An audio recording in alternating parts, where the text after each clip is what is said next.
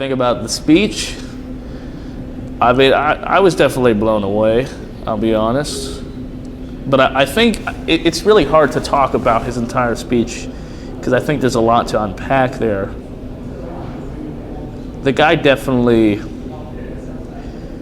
has thought about what he's saying for a very long time. And I think a lot of what he's saying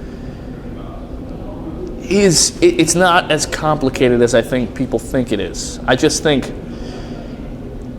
the way that he's saying it in a much different way, I think. And a couple of things specifically struck me.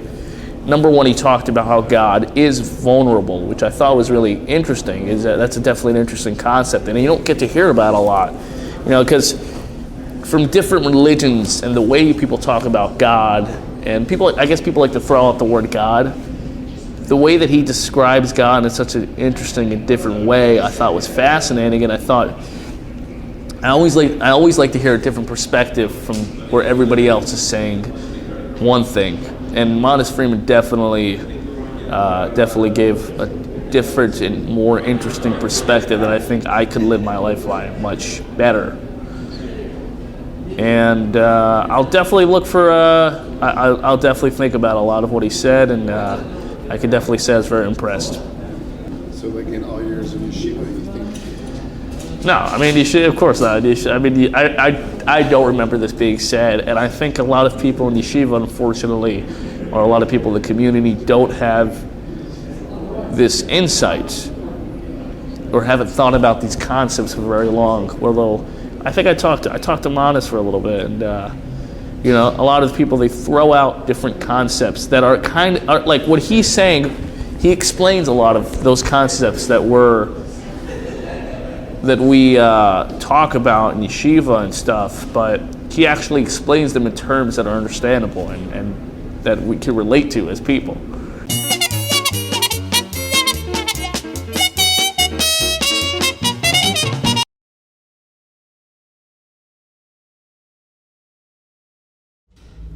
A speaker, an author that travels all over.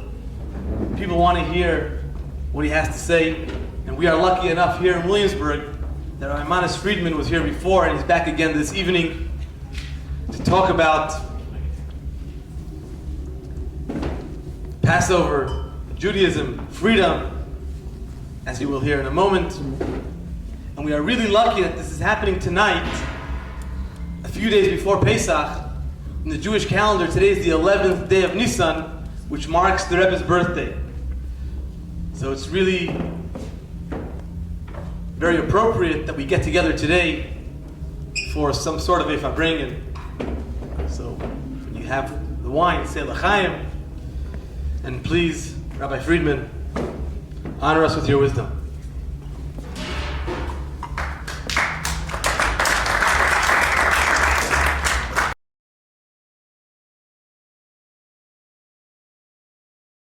Let me tell you a quick story. I got a phone call. A guy says, I don't want to tell you my name, but I live in a little town in Oregon where there are no Jews. I was born Jewish. I'm a retired psychiatrist, but for the last 36 years I've been practicing Christianity. And now that I'm getting older, I would like to feel connected to my people, to the Jewish people. But how do I do that here in this town where there are no Jews? So of course I said, get a pair of tefillin. You'll put them on every morning.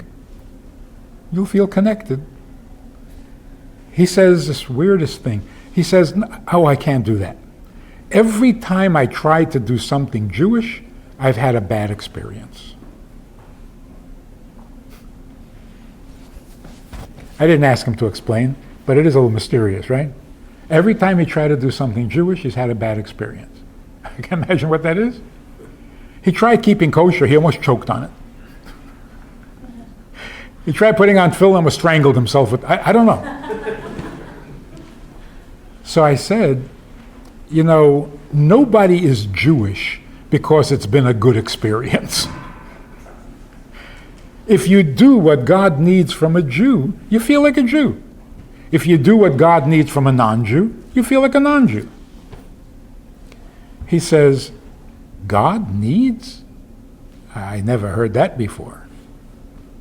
So I'm getting really impatient because this guy's sounding a little strange. So I said, look, God is infinite, correct? He says, yeah. I said, so he's infinite in all ways? Yeah.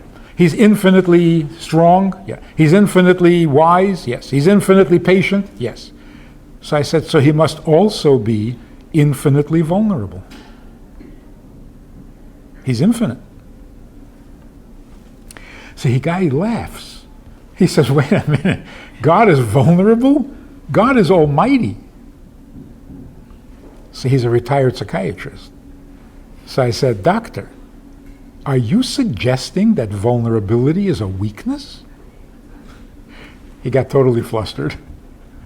Because the whole insight of psychology is that vulnerability comes from strength.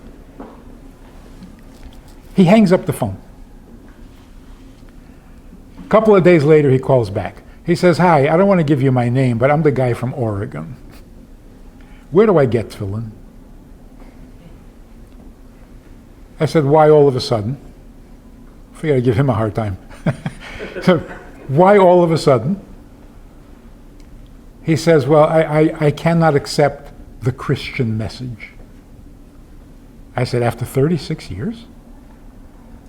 He says, my professional background does not allow me to accept. I said, after 36 years? What happened? He says, let me explain it. In our profession, we know that if a husband says to his wife, I love you very much, more than anything in the world. Oh, you're not interested? Well, your loss. Doesn't cost me anything, your loss. Which means he's not vulnerable. So in our profession, he says, we know that his claim that he loves her is not true. He does not love her. It's simple manipulation. Because there cannot be love without vulnerability. Which is another way of saying, you can't love me if you don't need me. Isn't that true? Because what do you love that you don't need? A pet. A human being can't be a pet. So, what is it exactly that we're responding to? God's love? No. His vulnerability. He really needs us. Hard to refuse, and it's hard to resist. If he needs me, it's a whole new story. Everything changes. I thought I needed him, and I resented it, because I hate feeling dependent. But he needs me? I'm necessary in his plan? I complete him because just being him is not enough for him? This is compelling. This sounds like freedom to me.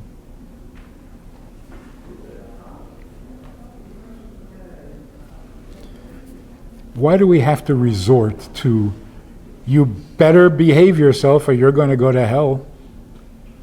Really? Is that what it's all about? If it's so meaningless to him and he's not vulnerable and it doesn't hurt him if I eat pork, why is he going to send me to hell? Just to be nasty? Then I don't want to hear from him. He created me. He created problems in the world. He's testing me. He's tempting me. And if I fail, he'll punish me. I don't want to hear anything about this God.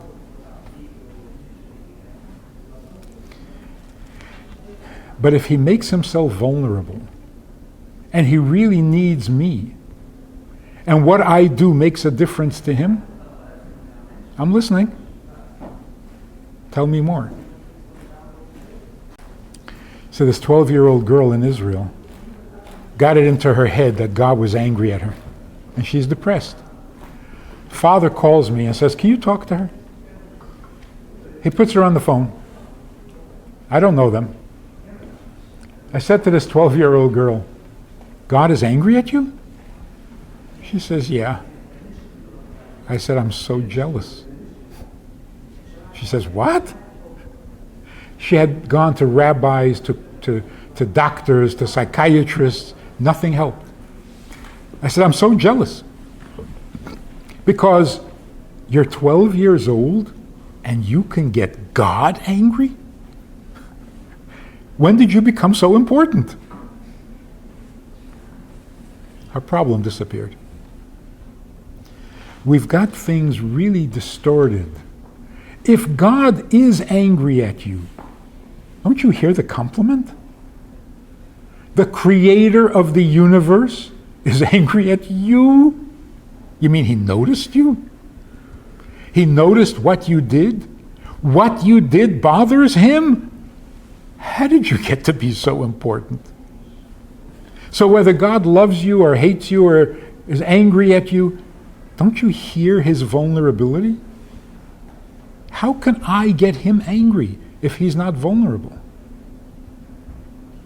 How can anything I do bother him if he is not vulnerable? And if he's not vulnerable, what kind of relationship can we possibly have? And that's why it gets reduced down to behave yourself or else. That's it. And that's called a relationship. So I'm going to write a new book. I have the title so far. The title of the new book is "My God is More Vulnerable Than Your God." So there. That's the truth. God is infinitely greater than we are. We are a little vulnerable. He is infinitely vulnerable. And that makes him infinitely lovable. Without that, no wonder people are not interested in religion. Makes sense, yeah?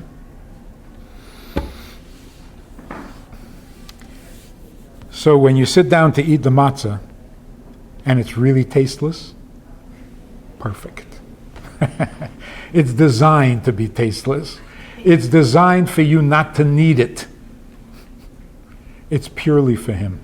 Nobody needs to eat a matzah. Unless you put a little salt and garlic, but you don't do that. You just eat a tasteless matzah. Why? It works for him.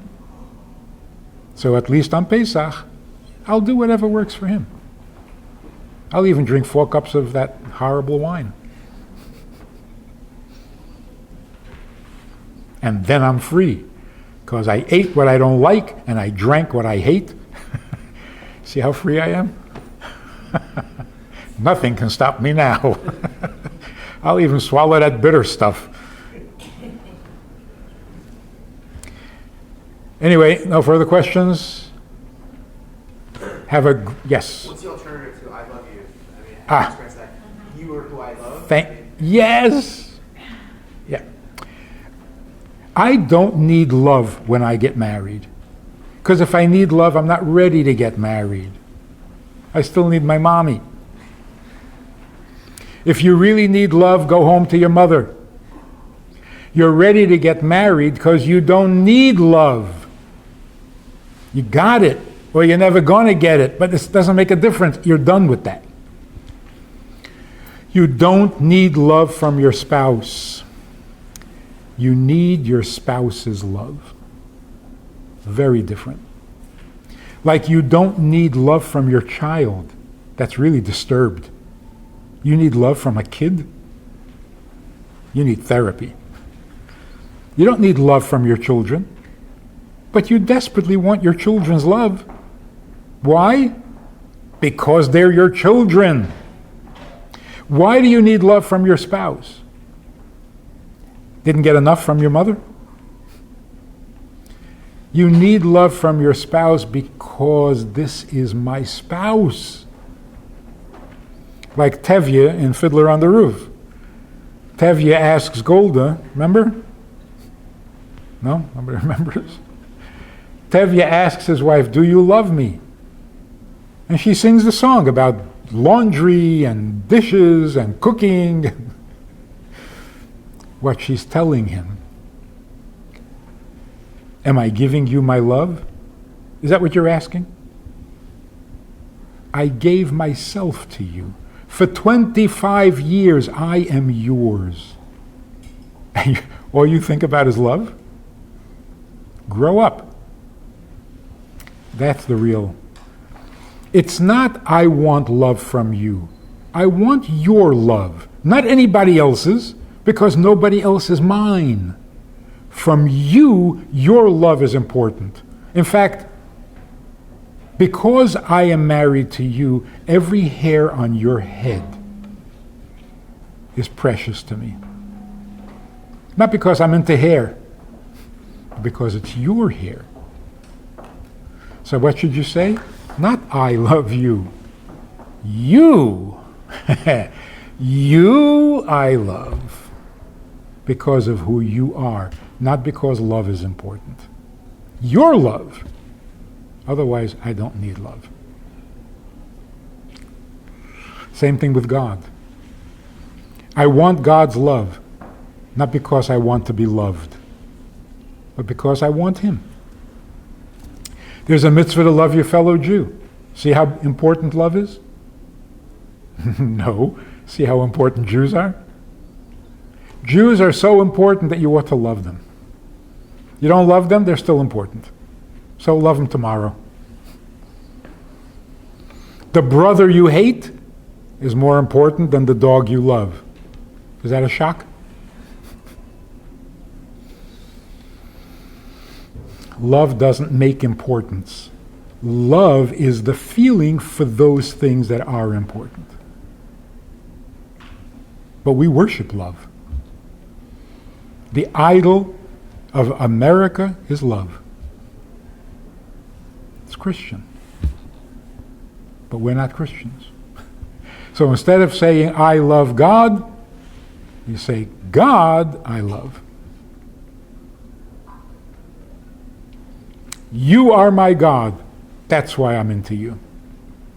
Not because I need something from you. Not even love. So yeah, instead of saying I love you, we should reprint all the greeting cards. All the Hallmark cards. Instead of I love you, you I love. Because you are important. Because you I need, so you I love. You're not my pet or my entertainment. Vulnerability is freedom.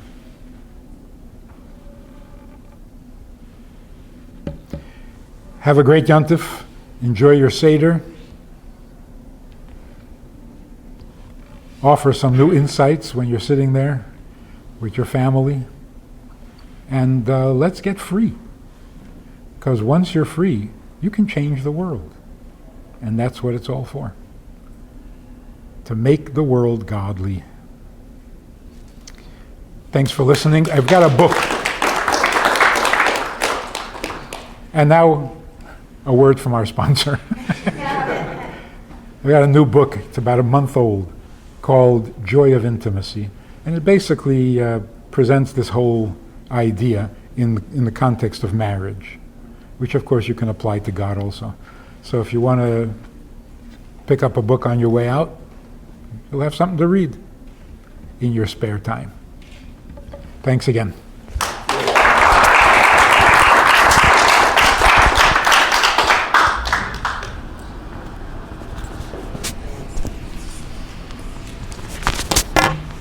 I'm free. Thank you very much, Rabbi Friedman. Very much appreciated. Every word was a gem.